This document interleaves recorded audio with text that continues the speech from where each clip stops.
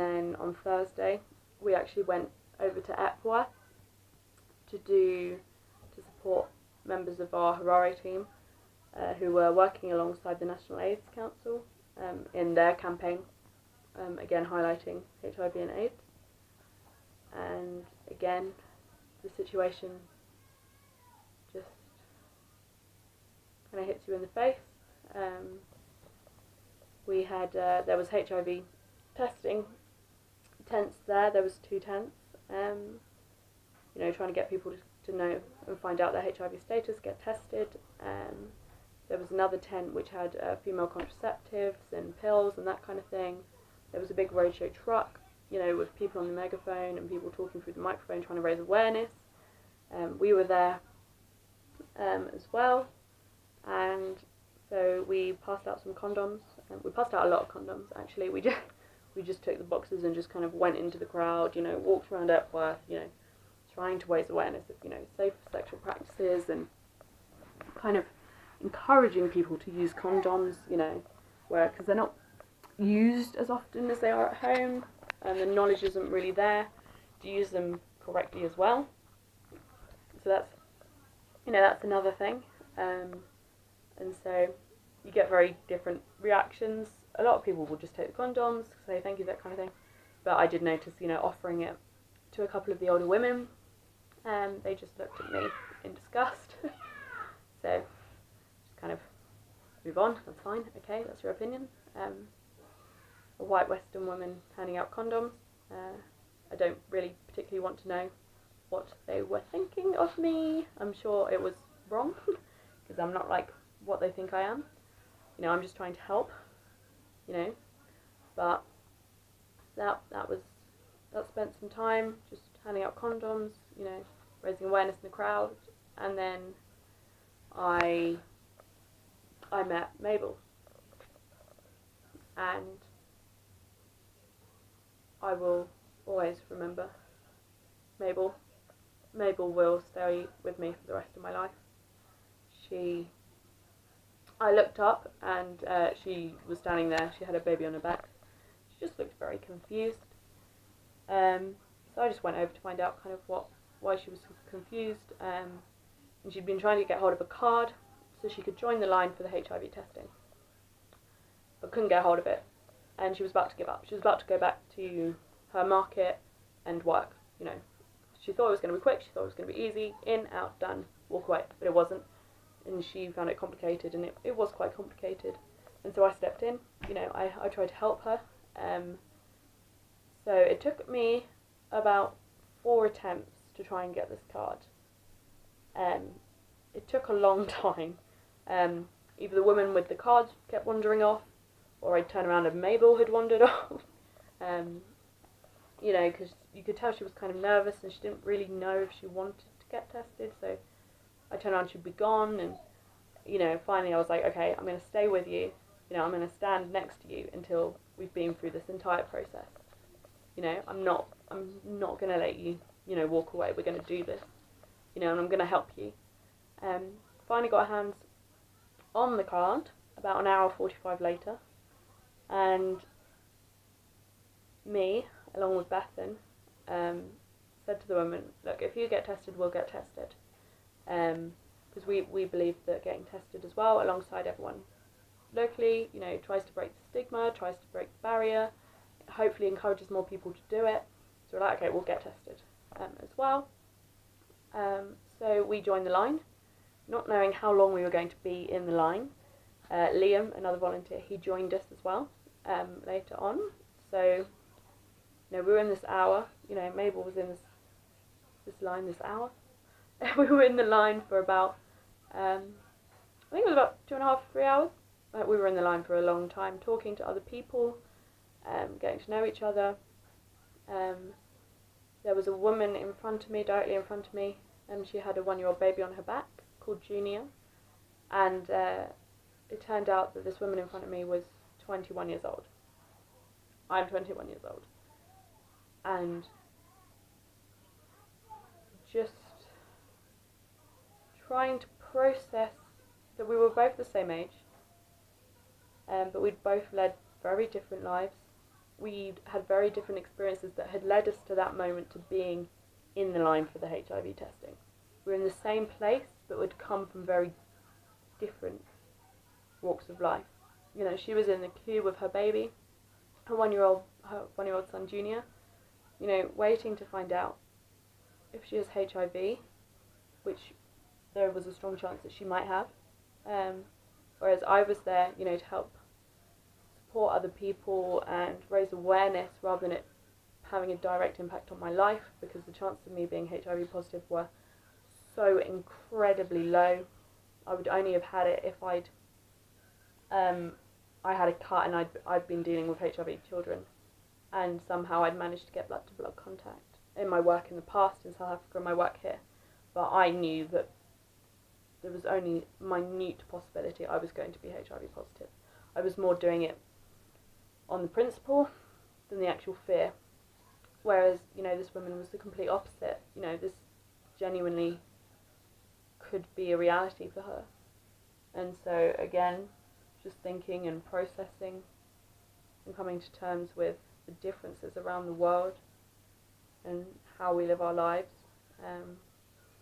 So yeah, standing with Bethan and, you know, this woman and her son, and Mabel, who again kept darting off and coming back, so trying to keep a hold of her. And then we all got tested. It's very easy, very simple. We had to register, and then you join another line, and then you get tested, and then you join another line to get your results. You get your results. It takes about 20 minutes. Because of the amount of people there, it took longer, which was fine. You know, I was negative, which is obviously great news, but as I expected. And it wasn't until Mabel came to find me later. She just came to say thank you. You were really friendly. And I said, oh, can we have a photo? You know, we spent all this time together. I'd, you know, like to remember you. And she said, it's upside down. And me and Bethan looked at each other like, does she mean the camera's upside down? Or we were a bit confused. And it wasn't until I turned and I looked properly at her face that I realised. And she said, no, the results, they weren't what I wanted. And I've never felt more gutted in my life. Because she had just found out something that has changed the rest of her life and her son's life. You know, she had her other son with her. And this woman's world had just been turned completely upside down. And the only person she had to turn to was me. And I had to, you know, stay strong. I didn't want to cry in front of her, because that's just wrong. Like, I shouldn't be the one that's, you know, visibly upset when it's her life. You know, and she tried to put on a cheery face and smile, but she was gripping my hand so hard. So hard. And, you know, we tried to tell her, we said, if you take, you know, the meds, you know, the antiretrovirals, you know, people with HIV have lived, you know, to 20 years. They've lived 20 years. You know, not everyone passes away in the first couple of years. If you take your medication, you can be okay for 20 years. You know, trying to give her some kind of hope that it's not completely over, and that she still has a fight, you know, to fight, and that she has a chance. But yeah, I found it tough. I bonded with her over those 2 hours, and, you know, I'd have to get her tested, and I don't know what I was thinking. I don't know why I seemed to think that she'd be okay. You know, in reality, looking back, there was a huge possibility she was going to come back positive, and yet that hadn't even entered my mind until she said it, and it just brought the realities of what was happening in that tent crashing down because so many people have their entire universe changed and find out that they've not just got a life-changing, but a life-ending disease, virus. And that's tough to take. And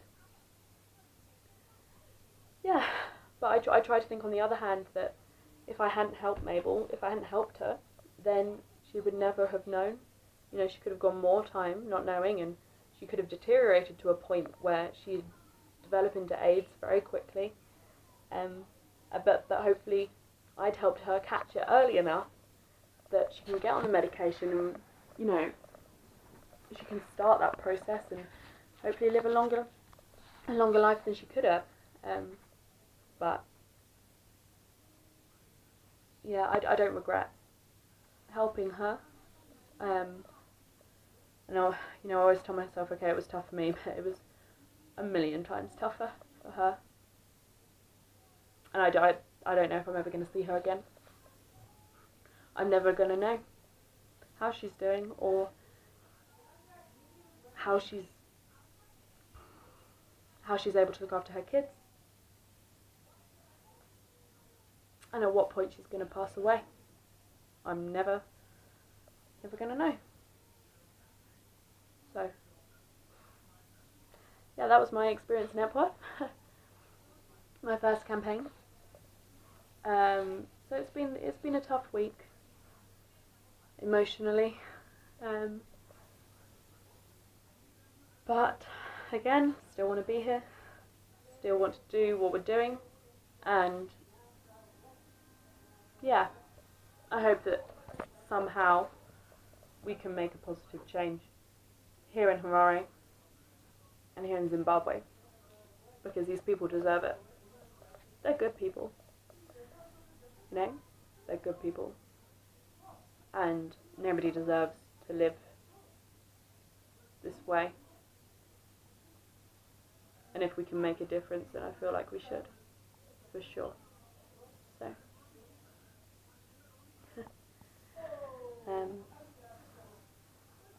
So yeah, that is the story of Mabel and I. And yeah, one that I will never forget. But in more positive news, we've got some great campaigns coming up, some more campaigns that I'm going to be directly involved in. On this coming Saturday, we have partnered actually with my host mum, who's a social worker, and we are going to hopefully spread the message on the dangers of sugar daddies and sugar mums, and their impact on youth and how that spreads HIV. So I will keep you updated obviously on that campaign, so that's really exciting. Bethan's group in Mafakose, they've got a huge campaign going on with the schools on sexual abuse. They're doing a parade, they're doing a march, and they've partnered with other charities as well. And then the day after that, Clear Vision, another charity, is doing a huge STI campaign in Mafakose, which again we're invited to and we can go to and, you know, and help people. You know, all of these events have HIV testing as well. And then overall, kind of the project that I'm most excited about, the project we're doing with the Disability Centre, renovating it, hopefully doing workshops. It's kind of massively grown from what I think me and Chloe thought we were going to do. Kind of went from an afternoon decorating a ceiling to a 2-week solid project, doing as much renovations as we can, painting, making it a cheerier, happier place for the children, hopefully making some simple sensory objects. Obviously we can't afford the expensive equipment, but making our own, or, you know, simple stuff. Bethan works with disability students at home, does workshops with her music with them.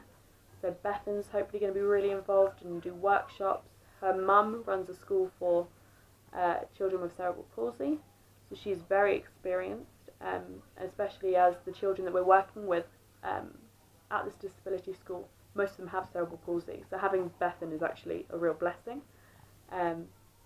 So while we're decorating it and making things, you know, we've been approached and said, can we run workshops with the children, you know, sensory workshops, music workshops, and then can we also do workshops with the parents, with the staff, and then hopefully have like a nice big opening day and everyone's invited, and you know, we kind of do this grand opening of hopefully this made over building, because all the staff are volunteers as well, so we want to do something for them, and that's the campaign that my heart is set on. You know, these children don't stay in the best conditions. You know, these women who volunteer, they try their best. You know, they do get fed, these children, and they are safe technically. You know, and they do their absolute best for the children, but you know, they don't have the funds that they need. They don't have the funds that we have access to in the UK to adequately look after people with such severe disabilities, because they are severe. You know, these children are unable to lead an independent life. They may never be able to lead an independent life, even as adults.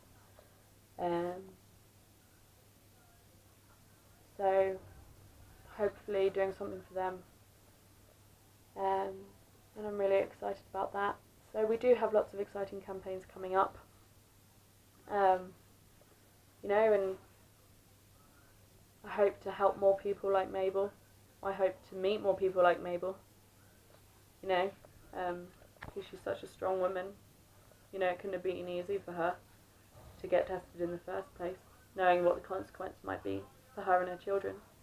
And so, yeah, I hope that going forward, you know, I still feel like I'm making a difference, or even am making a difference, because I think sometimes I do question it, but it's certainly life-changing. So, yeah, I will let you know how everything goes this coming week, and how our campaign goes. It's a little bit last minute. We've got a week to help plan our section and cooperate with the other charities and the government, but I'm really excited, and I will get it done, even if I have to plan 24 hours. So yeah, there are exciting things to come, and hopefully some happy times as well. We had a team meeting yesterday, and in the afternoon we were all out on Cleveland Dam, kind of lake, in canoes, so that was a good time. I felt relaxed, I had a laugh, which was nice. The tension was kind of released. I had Grace and Rumby in my canoe. Neither of them had been on the water before, and neither could swim, so it was good to see them having a good time. Even though my arms hurt, there was quite a lot of paddling. But hopefully there's going to be more moments where I'm relaxed and I'm happy. I think there will be. I'm more settled now, and I just want to keep doing what I'm doing. So I've been here a month and I've got 2 left, so we'll keep going, keep doing what we're doing, and I'll keep letting you know.